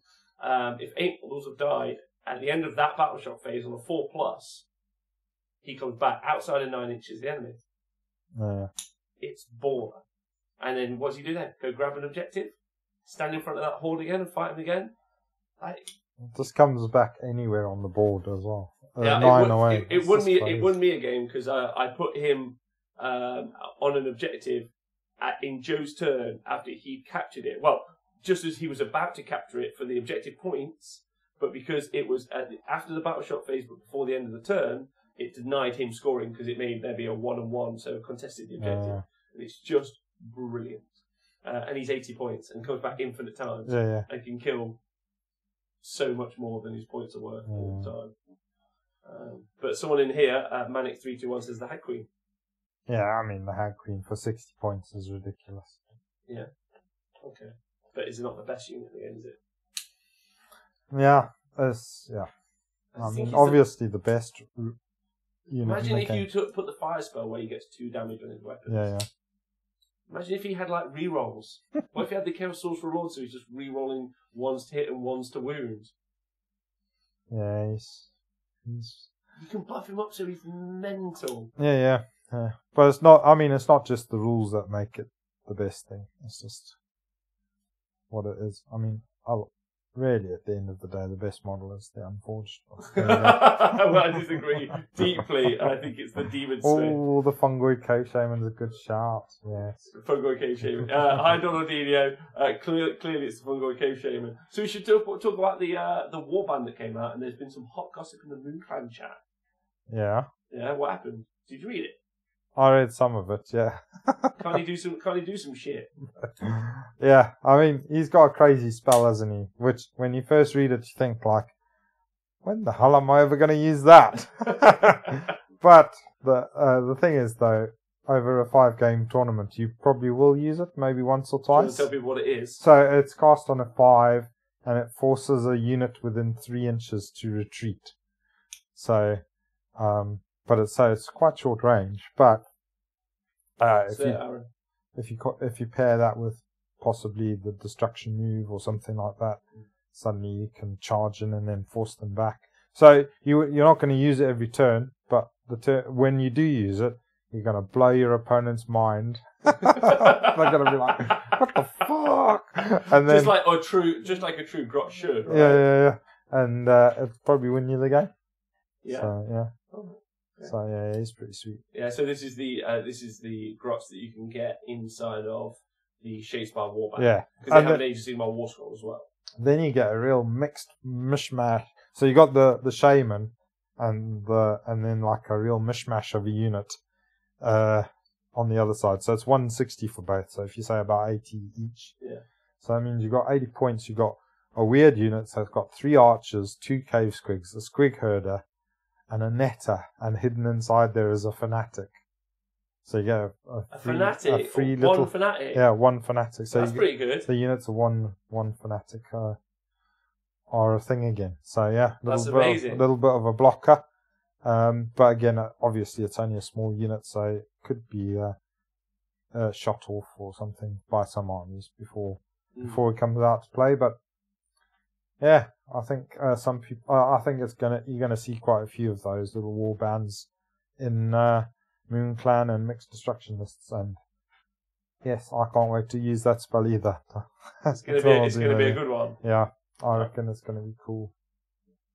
Elween is asking if anyone wants an egg custard. Do you want an egg custard? Yeah, always. Alright, okay. It's a personal joke. Deduardi, this hobby background makes painting flagellants more bearable. You can paint flagellants. That's going to be an interesting build. First brain squig, cave squig, colossal squig, mangler squig, what else do you need? That's a great question. Squig. Squig gobber. That's the only other thing you need. Yeah, Manic321's also pointed out when you're fighting with Scar, then you summon in 20 blood letters on an objective and then charge them in. So yeah, Scarborough Wrath is solid gold. And I'd love to try and play him in a Khorne force. I don't know why people aren't. I think Khorne is really, really good. I was looking at some stuff. I don't know why. It's interesting though. We talked about this. This is kind of something that also came up in 40k as well. Like, little less. but more in Age of Sigmar, like people just do go through flavors. Yeah. They just go, I want to play with this now. Like the Frostheart Phoenixes aren't much worse than they always previously were. Yeah. You know, like there's still some really solid units, like armies that we saw like 6 months to a year ago. But just people want to move. People just want to move their armies on. Yeah. Like or move into a different field for some reason. Well, I mean, I think that's part of the reason why there's so many death players, because obviously with the new book and the new models and all of that, people are just jumping in on that. Plus, you can build these as the Gash armies in so many ways. Yeah. So many ways. And yeah, I mean, a lot of people probably had death armies put away in a cupboard somewhere, and now they're just like, well, with all the realm spells and all these cool rules, they can make them work. So and Retrofunk makes a good point. You can't play with Khorne, can't play with the spells, but Khorne can ally in wizards. Yeah, can ally in a Nurgle or a. I think they can ally in Tzeentch. I think Tzeentch is the one. Is it the other way around? Yeah, they allowed. I think they're allowed Nurgle and. I could be wrong. I don't could be know. wrong. Yeah, could be wrong. But yeah, you can ally in wizards. But even so, their priests are really, really good with the prayers. I think prayers are super strong. Yeah. I mean, obviously with the hags, that's another thing. They get those prayers, which you can't dispel, but they just strong. Give you. Where's the anti-prayer army? But, you know, just a bunch of like atheists at the back, just like, fuck you! It's like, your God's not real! It's like, my God's not real? She's right here! Yeah, she's got fucking massive wings! Yeah. That would be good. Slanesh is not allowed. Okay. What is it where people debate theological, what's the building they're called? Theological, like, ruminations. You know, when you, like they're talking about gods and whatnot. So there's a building for it. Was there? Is it? Yeah, it's what's it called? No, probably it's just university. I don't know. But if anyone knows the name, I'm sure there is one. Theological discussions in Mortal Realms are pretty easy. What do you reckon about gods? Yeah, real. I met him the other day. He's a Martin Dick. He killed everyone in my family. My village is dead. Yeah. Definitely real. Terrifyingly evil. Yeah. I met Slanesh. That's why I'm walking funny. Right. Okay. So then, Nathan, so the heats where you're thinking Slanesh. I'd like there to be an outside. I'm going to go for Swift Occasions just because I want something different. Yeah. That's not to say I don't love all those dudes who are playing something different anyway. Right. Then this weekend, there was an Age of Sigmar event that was live streamed. Yeah. Nice. I love that. I love that we're seeing more and more of that happen. Fucking loving that shit. I'm excited to watch it this weekend. So that was Angel Core, held by Angel, Warhammers, and Corehammer. There was so it was a 2,000 point match play event. There was only about 22 players, but it was a good field of players that are good star players for good faction teams. Yeah, definitely. And then it's live. It was live streamed, so you can watch it back and listen to some cool commentary, which is nice. And then we have the results. So Angel Core 2018 results. In first place was Best Dressed Man in Warhammer, Mr. Ben Sava. Sweet. With a Daughters of Cain army. We'll talk about his list in a minute. In second place, though, and this is, I think, a great shout, is Mr. Laurie Huggett Wild. Yeah. Wild. Yeah, Laurie Huggett. Or Laurie HW, as I like to call him. Yeah. But again, sticking with Sylvaneth. And again, Ben Sava, we've seen him been playing Daughters of Cain now for about 6 months, maybe 8 months, I think, potentially. Maybe you can correct me on that. So sticking with an army and then podium. Laurie sticking with a Sylvaneth army and podiuming. But here's the big one. James Warth then burst in with a second Sylvaneth. A Sylvaneth 2 and 3. Which is just that's pretty amazing, right? Yeah. Wow, that's good. Good for them. Pretty rare? I don't know. Sylvaneth haven't been doing too bad. Yeah, they haven't been. No, I'm not saying that they've been doing. Again, it's that kind of thing where they maybe fall out of fashion to a degree. Yeah. And so, and we haven't. I don't think we've seen Sylvaneth win a tournament. No. So. Yeah, I think they're decent. Decent stuff. Yeah. It's cool. I mean, so that was. Laurie has been using the Winterleaf, I think. I always say. Winterleaf. I always say that was the best And one. I don't know what Jimbo was. I think probably Gnarlroot. Jimbo? Yeah. I did know because I was reading it know earlier. what Jimbo Problem is, was. do you ever get this? So you'll like read one of the WhatsApp chats full of like 180 messages off the Silvernet team, and you read through it and you're like, cool, that's a great point. But I don't even respond because you don't have the time. Yeah. They're having in-depth chats and they're being really supportive to each other, and I think it's awesome. But then you jump yourself into the Mooncloud chat, and then they're just all doing the same thing. And you're like, I just don't have enough brain space for 1,000 clever people chatting about the Hobbit. Jimbo was Gnarlroot, yeah. Was he? Yeah. Yeah. So there you go. Cool. So he was running Gnarlroot, and then we're seeing Wintley. Surfer Dibs, thanks for subscribing. I don't know what has 5 knees for me to stab. A cow near Chernobyl. Yeah. So thanks, Surfer Dibs. Appreciate that. I thought Jimbo was Dreadwood. Jimbo might have been Dreadwood. Yeah. But so the Dreadwood Wargrove should be doing well as well. But 2 Silvernet players, I think. Yeah, that's doing good. well is Good really for them. strong. Yeah. So big shout out to the Silvernet team. Yeah. You guys out there who that's your faction. You guys have got to be loving that result. That's a big deal. But I think big shout out to Ben Savage because I think this is technically Ben's always been the bridesmaid, never the bride. I don't know if Ben has taken a tournament before. I mean, he's taken Nathan. I don't know if you know this, but he runs a bi-weekly vegan coffee house. Yeah. Walk runway. Vintage fashion fashion show. Yeah, in not even in anywhere like cool in London. Yeah. Just outside of London. Inside Battersea's dog home or something. Yes. But that's what Ben does with most of his week. And generally talks to like incredibly high end fashion designers. He blogs a lot about the latest tweed. So, I mean, the fact that he's got any time to spend paying attention to Warhammer is obviously a big deal. But I think he hasn't won a tournament as of yet. So, do you know if that's not true? Isn't that film Zoolander based on his life experiences? I don't know, but he's what is it, Hansel? It's like, Ben Sava, so hot right now. Ben Sava, so hot right now.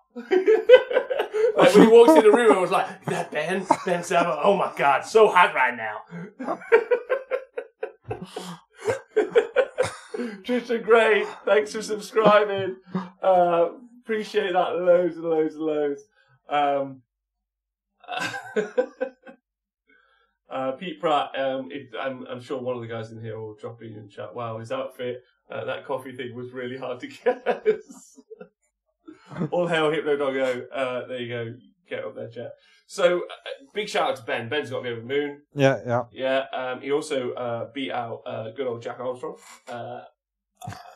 Good for Jack. Well, but, I mean, great for Ben, realistically. Yeah. Like, you know, Jack's a star player. Like, it's a big deal beating Jack, so people feel that intimidation when they play against players like that. Like, Ben obviously doesn't give a fuck. No. Yeah, just went in there, probably, like, fucking pulled a bouquet of, like, I don't know, like... Primulas. Yeah, those things. Made Jack a small Americano, flat white, Moroccan oak, flat white. Put it in front of him, and then Jack was like, "Oh, that's very nice, man. Thank you. It's got wafts of elmwood and afternoon sunsets."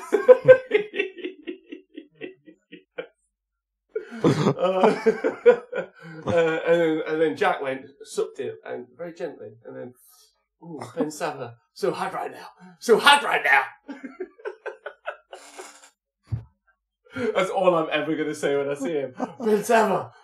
If anyone happens to see Ben Sava anywhere in the world, you can't miss him. Just shout Ben Sava, and then if someone else in the room must shout out back, so hot right now. Otherwise, I'm stopping doing the show. I'm so fucking done with it. But then Jack was using a really interesting list as well. Let's talk about the list. Anyway, in 4th was Ben Murphy with Grand Host and Nagash, and 5th was Jack with Hammer Hall, so a mixed order force. Best Death was Steve Curtis. Best Destruction was Tom Lyon. For Destruction. He had Grand Alliance Destruction. Best Chaos was Mark Wilson of the team tournament. Oh, okay, yeah. Dive. Cool. That Mark Wilson, so great shout out there. Grand Alliance Chaos. And then Ben Silver, obviously, Dorks Kane, Best Order. So actually, really interestingly, Ben was the only person who played a mono faction. Everyone else was playing the alliances in those top draws. I mean, it was a small field, but still. Sylvaneth, or? Yeah, no, yes, but they were all. They were all order. Oh, you mean yeah. Does that make sense? Yeah. Best painted was Alan Kunis. Was it his event? Probably. Can he even? Anyway, he was probably the painting judge as well. Corley's Army was John Green. John Green's cool. Good John Green, not bad John Green. Yeah. And then Best Sports was Jane Wild, although we love you, John Green. And then Spirit of Angel Corps was Alan Kunis. The Spirit of Angel Corps. The fuck is that? Did he halfway through the tournament stop playing the game, visit a local children's hospital, teach them all how to roll D6, and then come back to the tournament? What is the Spirit of Angel Corps? I want that trophy. That is the trophy I'm winning. I'm going next year, and I do not care what it takes. That's the only prize I want. Okay. I think you have to paint quite well for that. Alright, rude. I've got a year to practice, dick. There's no need for that, was there? Right, so then, the lists. Do you want to hear what was in Ben Sava's list? Yeah, go on then. Yeah, so hard right now. I said it! Ben Sava! So hard right now. So hard right now. When I eventually come to make his, player profile video, I'm going to film him, walking, spinning, and I'm like, Ben Sava. So hard right now. Some people say Ben Sava can't even wear cotton. Yeah. He only wears yaks and wool. Do yaks have wool? Well, yeah, sort of. They're woolly cows, aren't they? Yeah. Can you milk a yak? Yep. Milk anything, can't you, with a nipple? You can indeed. The Spirit Rangers goes for helping out and drinking drinking at the venue. Do that then. Right, so Ben Sava's list was Dorks Kane, Temple was Hagnar, his Slaughter Queen on Cauldron of Blood was his leader, General, and it was Devoted Disciples, the artifact was the answer, but Prayer was the Blessing of Kane. Then Marathi had Shroud of Despair, and the Bloodrock Medusa had the artifact, the Shadowstone, and then Mindrazor, and then the Hag Queen, only one Hag Queen, and then the Prayer was the Catechism of Murder. The Catechism. Then Battle Line, 30 Sisters of Slaughter. Sisters of Slaughter, nice. Bard Whips and Blade Bucklers. 10 Sisters of Slaughter. 30 Witch Elves with Pair of Sacrificial Knives. 2 units of Heart Renders, Kenrian Heart Renders, and then the Slaughter Troop Battalion. So 1990 points, 1 command point in there, 2 special artifacts. So it's really cool seeing the Sisters of Slaughter there, because I remember when we did the show on those, you did rate the Slaughter Sisters over. Yeah. There's only 30 points difference for a whole different type of utility, so it's nice. There's a block of 30 there and another block of 30. I think they're really good. There's specific matchups which I think Daughters will struggle in, and one of their matchups that I think is a bit of a struggle for them is the Ideneth Deepkin. Yeah. And I think that's where the sisters will come into their own there. Sisters of Slaughter. Yeah. With that 6-inch pile in there. It's just great. Devastating. Yeah, it's really good, especially getting around the... especially with how piloting works now. Yeah, well, it helps you get around the electric shocks. Yes. Because that happens before you pile in, doesn't it? Yes, it happens before the combat phase even starts. Yeah. And then also it's really good for getting around high tide as well. You can avoid high tide with that. Yeah. And then Donaldino is here in the chat, and he's saying that the Heart Renders won't bend the game. And I mean, 80 points for a unit that can deep strike at any point during the game, and just grab an objective at any point, that's a big deal, right? Yeah. Contest objective, hold objective, 2 units of those. I see lots of people with Heart Renders in their armies. Yeah. Because it's a bit like Sylvaneth with their Revenants. Yeah, Tree Revenants, but they're better? Oh, yeah, the Heart Renders, because they just turn up. And the thing is, they shoot, and then on a 4-up they can move. Yes. So, although you're not outside of 9, you've still got that chance of being able to do that extra move. So, that's really good for moving on to objectives and stuff. If somebody's screened an objective, so that they can't drop onto it, but there's a chance. They've got a 50-50 chance of moving onto the objective anyway, or within range to contest it. So, which is very aggravating. That's just a really strong mechanic. Yeah. So big shout out to Ben Sava. That's Big shout out Ben Sava. so hard right now. Hot right now, hard right now, then, something right now. And then Laurie was running Sylvaneth from the Mortal Realm of Kish. You know, Branch Wraith, who was the General, Warsinger, Artifact, Acorn the Ages, and spell was Regrowth. Another Branch Wraith, Branch Wraith, with Ranu's Lamentary, Deepwood spell with the Verdant Blessing. And then Alariel with Throne of Vines, 600 points. And then the Anointed, wow, look at that. That's a great ally. The Anointed of Assyrian of Frostheart Phoenix, 280 points. Then that line was 30 Dryads, 20 Dryads, 2 lots of 10 Dryads, Forest Folk Battalion, Winterleaf Wargrove, and Chronomantic Cogs. So just so many spells going off, helping buff up that Frostheart Phoenix. I imagine throwing that in there. Obviously, that Green can summon. It means also that you're putting on, if you're like, because the Dryads in a Winterleaf, I probably should have asked this question before, but the Dryads in a Winterleaf get a bonus because they're Dryads in a Winterleaf. If my Branch Wraith in the Winterleaf summons more Dryads, because we've never had this before, then they get the bonus for being in the Winterleaf, or are they different Dryads?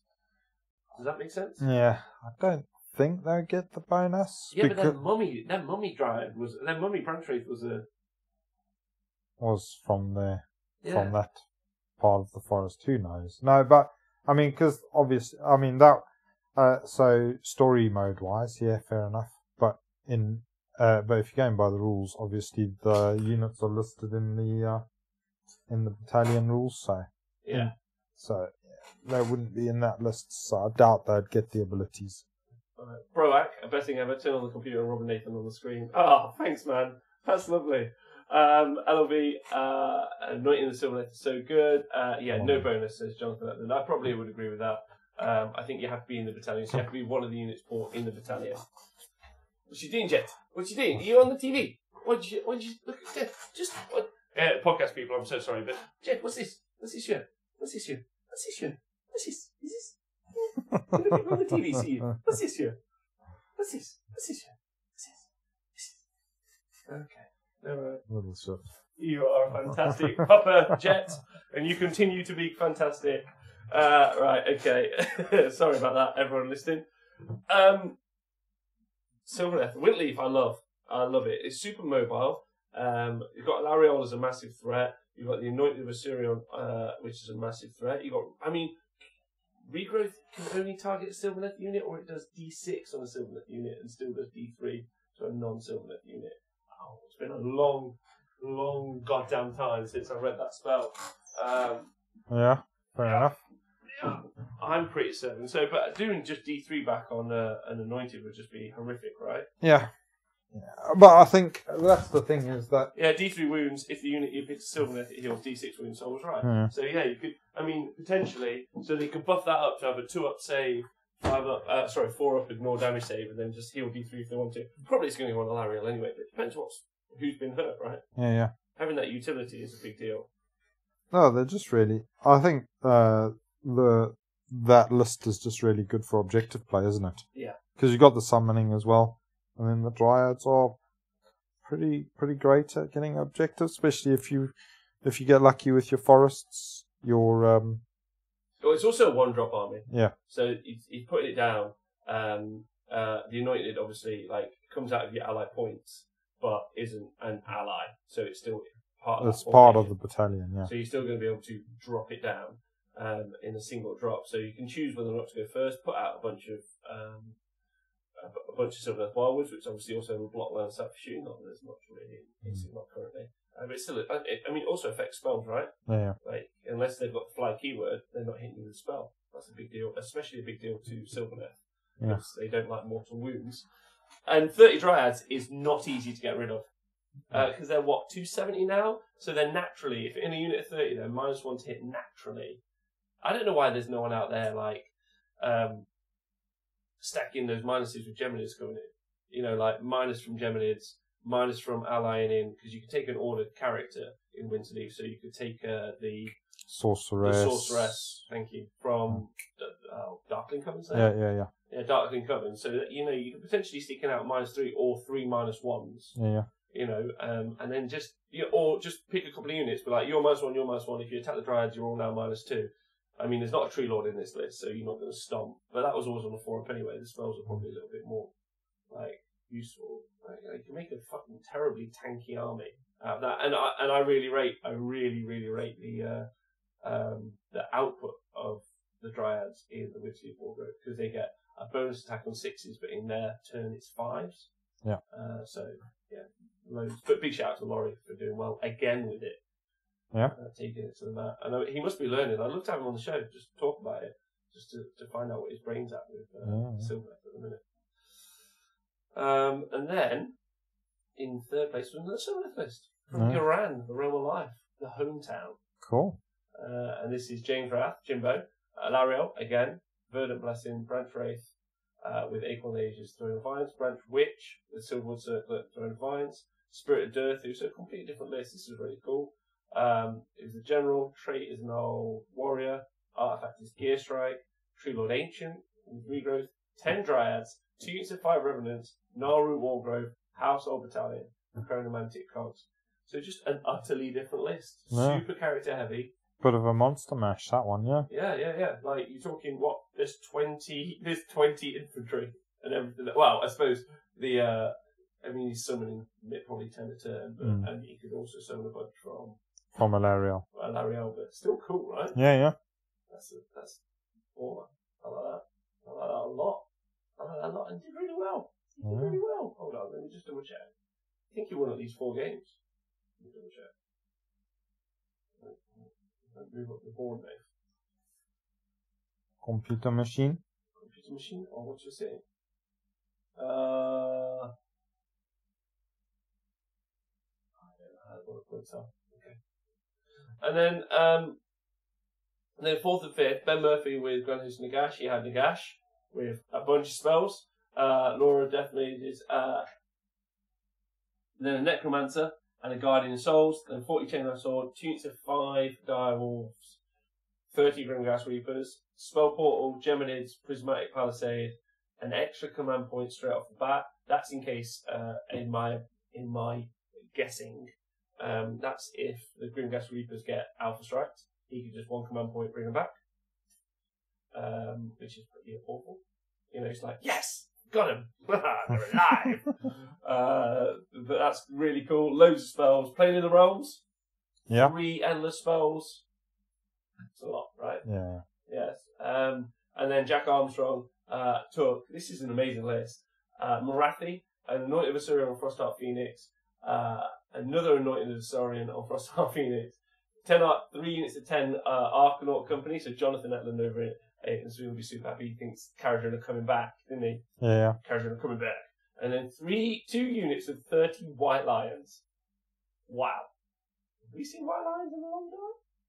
No, but that's just because they've got pointed. Too cheap. Yep.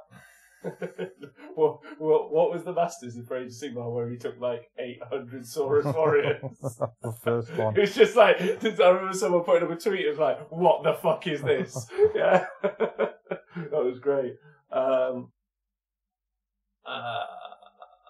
Jimbo won 4-3 against Grand Host Nagash. Well done, Jimbo. That's amazing. Yeah, that's really good with that. Yeah.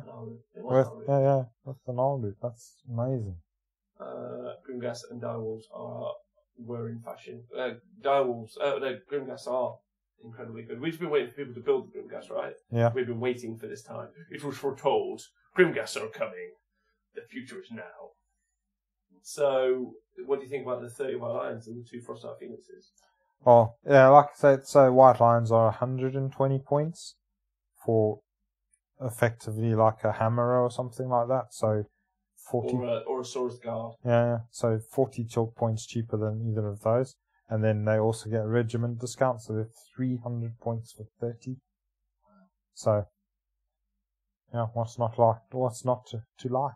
No. Yeah, I mean, they've got 2 attacks, 3s and 3s, -1 rend. They've got great bravery, and then they've got some other specials. They've got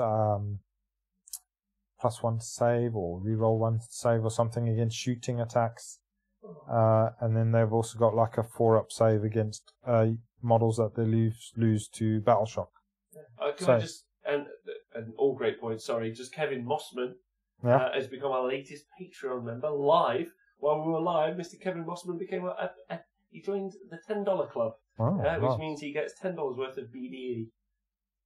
Nice, good for him. Do you know what BDE is? No. You've got loads of BDE. You're literally dripping BDE. When we go dancing, you are the BDE machine. BDE. We can plug you in. What do you think it means? BDE, and it happens when I go dancing. It happens when you just walk around, my friend. Bald dad experience. The bald dad experience. It means big dick energy. Oh, okay. That's what you have. You walk around with big dick energy. A bit like Ben Sava. So hot right now. And Donald Dino's got loads of big dick energy. Most of the people currently watching this one, he's also got bald dad experience. Are dripping in big dick energy. Yeah. Swan Mighty. Oh yeah, I felt like it was time to join the knee stabbing going, oh, thanks Swan Mighty. It's so different, so interesting when I'm like, oh, Swan Mighty, and then he goes, my name's Kevin Mossman. You'll all be Swan Mighty to me. Yeah. A bold, dangerous entity. That's right. That's it. So I think. Yeah, and then obviously they've got kind of been hard for Jack to banners find. and musicians, which are really good in those units as well. So yeah, I mean those elf units, them and the Blackguard slightly trigger me when I look at the points of those, and then I compare them to hammerers. So yeah, but there you go. They are super underpointed. Yeah, Blackguard are super underpointed. Executioners are okay because they're a little bit more expensive. But yeah, I think Blackguard are just better than Executioners. I think we've had especially for the points. Yeah, we've had this back and forth a little bit, haven't we? I don't know if I can get if I can find comfortably +2 to hit for cheap enough on my Executioners, then they become bonkers. Yeah, but you can't. Finding pluses to hit for them is quite difficult. Yeah, +1 for cheap-ish in a mixed order army. But like the Hurricanum, I know the Hurricanum's fallen out of fashion, but it's still got a lot of utility. Oh yeah, I know. A lot of utility. It's also a 2-cast wizard in the realms. People forget about that. I don't know why the Luminarch isn't used a bunch as well. Like a 2-cast wizard in the realms, like with a 30-inch shooting attack. Stop it. Yeah. That's great. Flat 6 damage. But yeah, just depends what list you can ally it into, really. But yeah, that's not a bad shout in those mixed order lists. Yeah. Definitely. Yeah. Yeah. But again, maybe it's just a fashion thing, right? Yeah, maybe they just got pumped up. They were ludicrously cheap at one point. And now maybe they're just pointed fair. Yeah. So, and then people are just looking for the ludicrously cheap stuff. Also, Jack, if you're listening, fancy tweeting me. I wonder how easy it was to find 60 white lions just locking around. Like, back from Warhammer Fantasy Battle days where they were everywhere. Yeah, everybody had 60 white lions, didn't they? With a big banner of a world dragon. Yeah, stupid elf players. Anyway, it looks like a great event, and most importantly, well, not most importantly, I think it was really cool that it was live streamed. I'm going to talk about that in a second. I just want to shout out again AOS Shorts, who they put all of this information up on the blog that they have. So cool. If there's an event at the weekend now, every Monday that should go up. And I know that because we've arranged a crafty deal. But he's going to put up all the info, and then I'm going to read out the info. Yeah. And then he is then and I'm going to say go and check out AOS Shorts if you want to read the info. There you go. Go check those lads out. Yeah, he does a great blog, website blog. I'm so sorry if you're listening. I'm not meaning to offend you. It's a website that's got blog posts. Are they web posts? Yeah. I've been on the internet my whole life and I still don't know. Anyway, you also got some cool other stats, which I imagine are given by the TOs. Endless spells, most common endless spell was Cogs, Chronomantic Cogs, followed by, and this is awesome, Palisade. Wow, okay. Pretty cool. What do you think about that? And why do you think about that? Well, fucking God knows, Rob. Stop asking me stupid questions. I don't know. It's just because there's loads of stupid people out there. No, why would people bring Palisades? I mean, there's not a hell of a lot of shooting out there at the moment. I think it's physical ball. Yeah, control. Exactly. It's just to block lanes and protect objectives. Yeah, so people don't know what we mean by that specifically. Prismatic palisade is a maybe 5-inch long barrier. Maybe you can read it. But like when you summon it, you can put it between like two pieces like of terrain, and because it's a model, unless you've got the fly keyword, you can't bunny hop over it. So you can just stop foot slogging units in their tracks. Obviously they can dispel it, but maybe they don't have the dispel. Maybe they don't. You know, there's a bunch of really interesting questions about it. But stopping being able to draw a line of sight is a big deal. Yeah. I mean, Silverhand players dropping it between Wildwood, so they've got this kind of like immeasurable aura. That would be cool. Yes, there was a game on stream where the Death players locked down a part of the board with Palisade. Yeah, I saw one on the stream where they were playing. What's the one where they have the 4 points in the different corners? Yes. What the hell's that one? Is it? It's not the better part of Valor, is it? Might be right. Anyway, they're playing that one, and you put it down in the middle. They're not playing in the middle. They're playing in the 4 corners. What are you doing?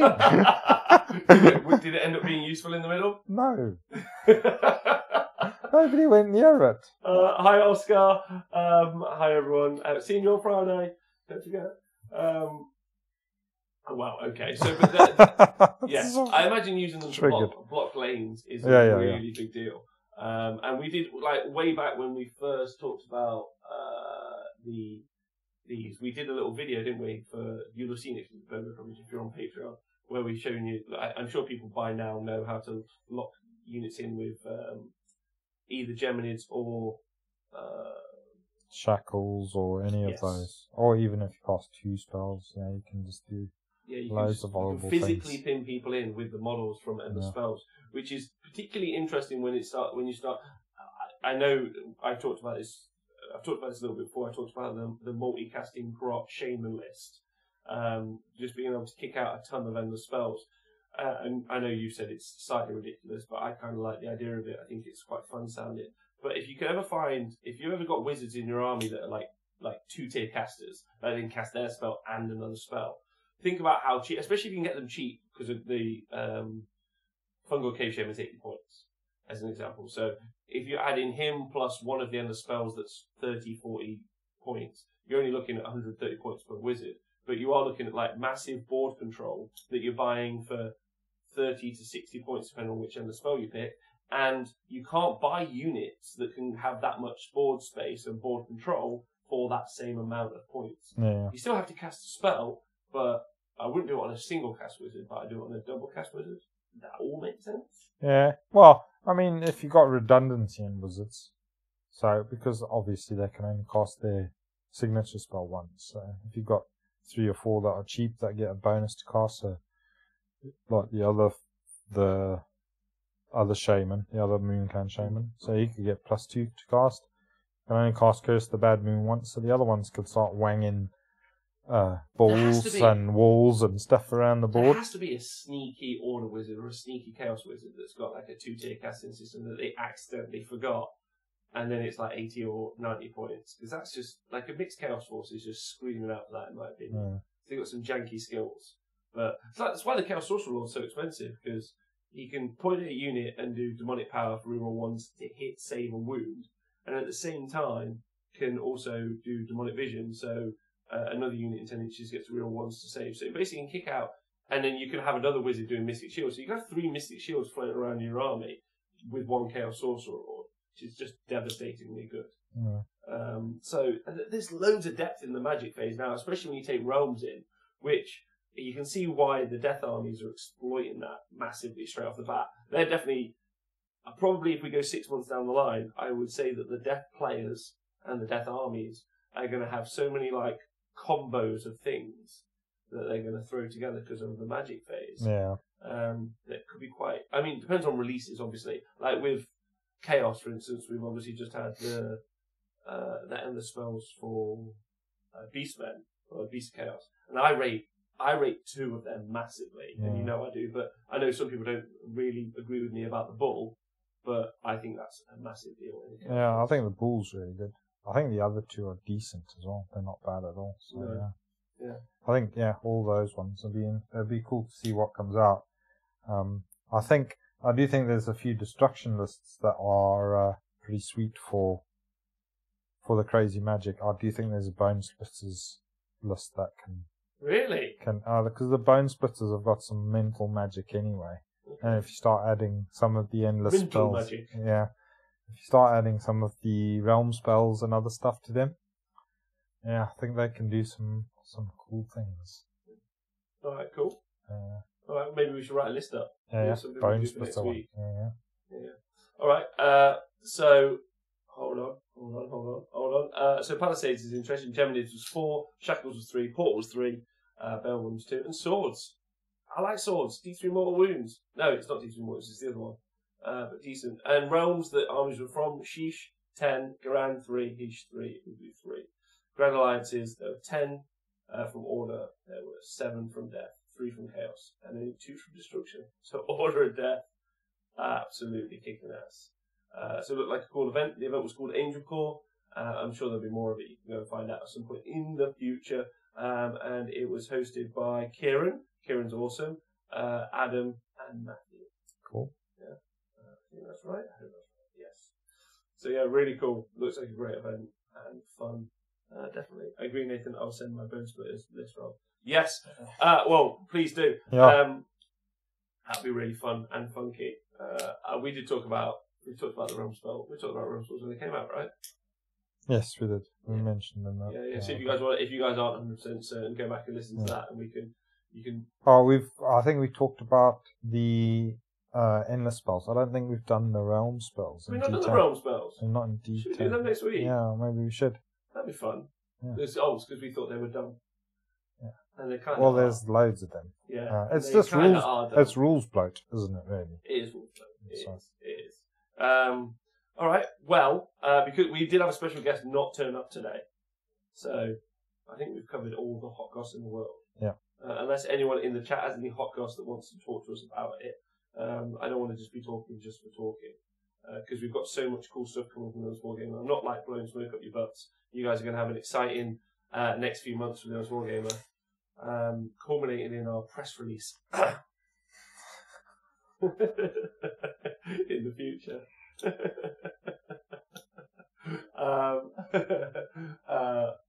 But yeah, if anyone's got any questions before we go, feel free. Nathan, you got anything that's come up? Anything else extra that you think's exciting? No, I think it's going to be cool. Looking forward to seeing what happens on the weekend at the final. Yes, that is going to be. Obviously, we'll talk about that on Monday's show next week. Yeah.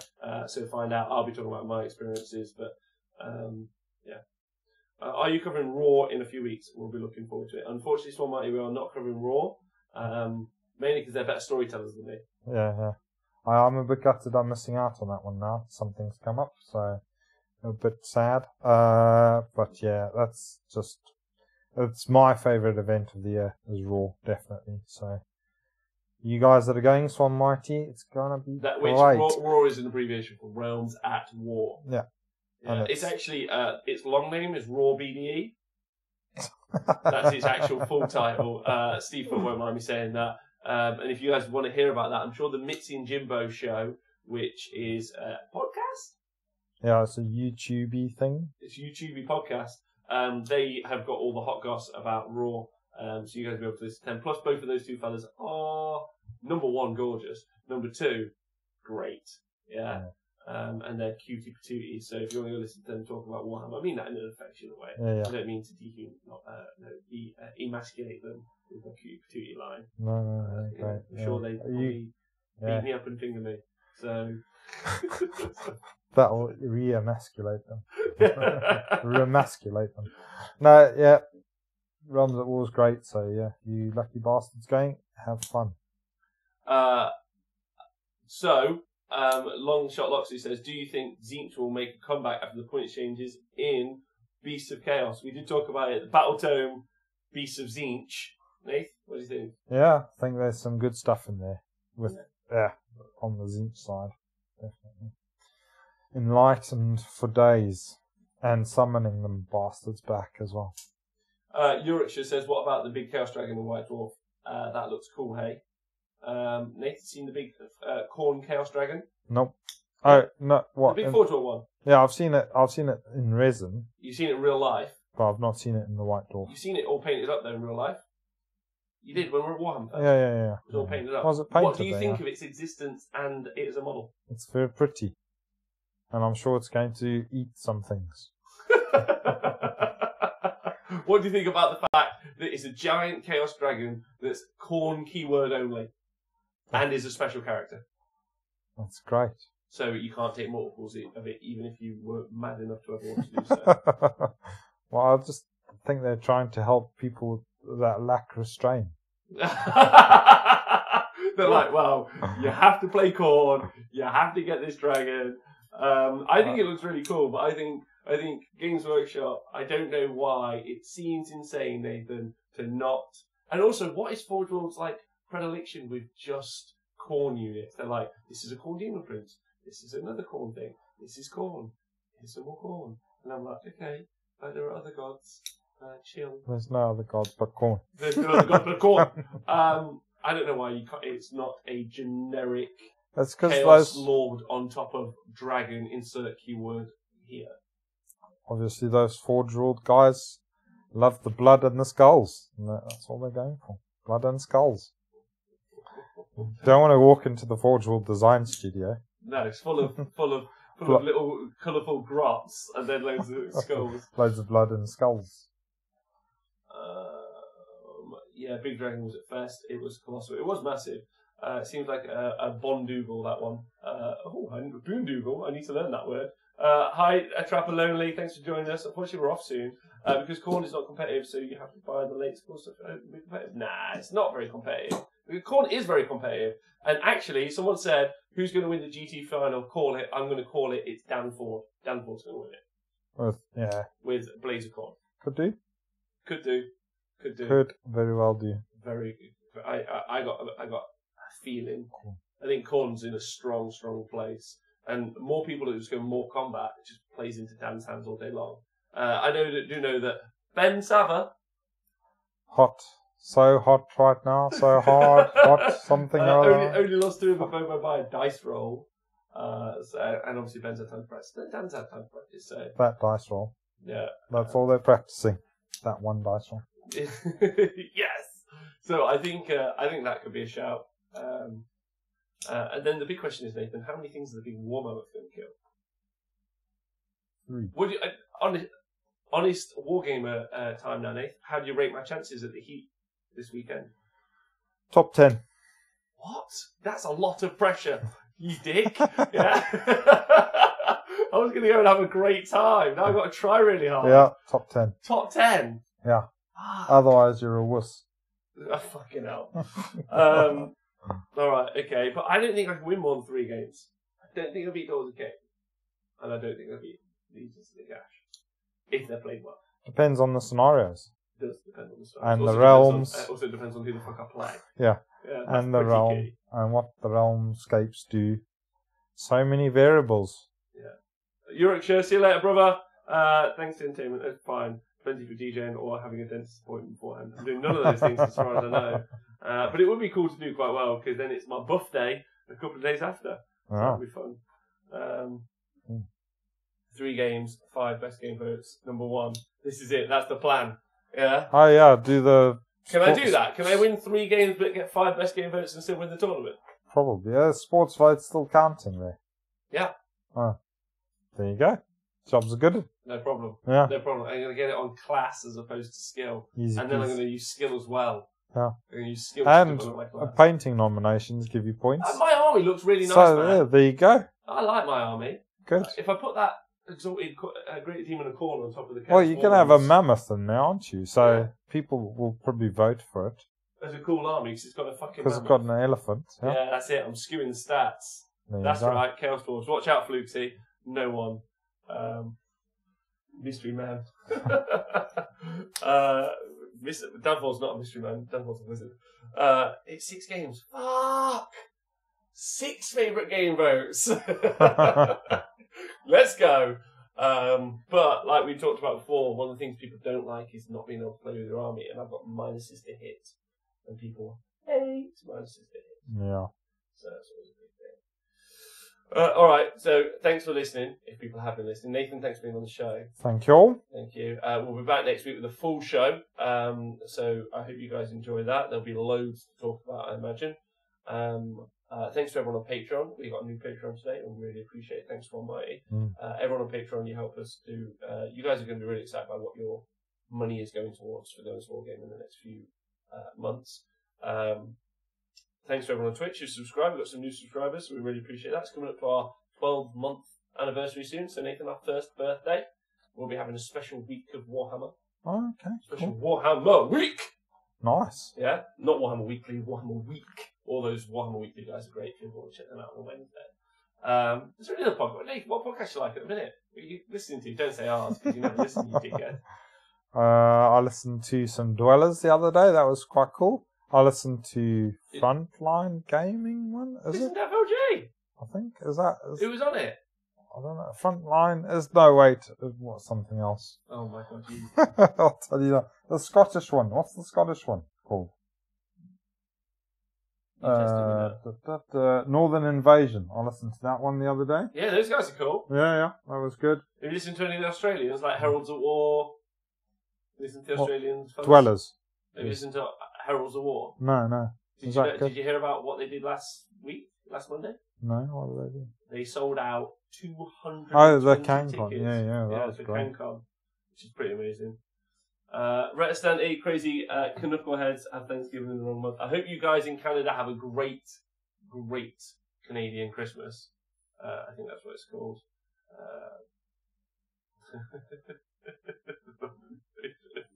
I know City was downtown Kerry on the talk the other week. No idea if the movie we made. So that was who our special guest was meant to be this week. But so hopefully she's and that's why we had all of our cool pro questions prepped. So hopefully next week you'll have 2 ex-Warhammer Live commentators or presenters on the show at the same time. Cool. And then Nathan is our sexy jam in the middle. Also, you can give Rolling Bad listens as a first break. Yeah. Those guys are really cool. I really like them. There's loads of great podcasts. One Weekly, I've said those guys. Hey Wo, you listen to him? Do you ever listen to him? He's a salty fucker. I really like him. He's on my to-do list. Yeah. That's what lick your arsehole. And if not, whatever you're doing this week, just have a great hobby week. Yeah? Yeah. Just do what you want to do. Have a great week. Tweet us, Facebook us with any questions, thoughts, feelings, thoughts and prayers. Goodbye, Jet the dog. Jet, see you later. Jet. Bye, Jet. Did you have a good arsehole licking on telly? Oh, no, Jet. Goodbye to everyone on the Twitch chat. You guys have been wonderful. Thanks for joining us and sticking with us. And I hope everyone has a great day. Yeah, cheers. Bye.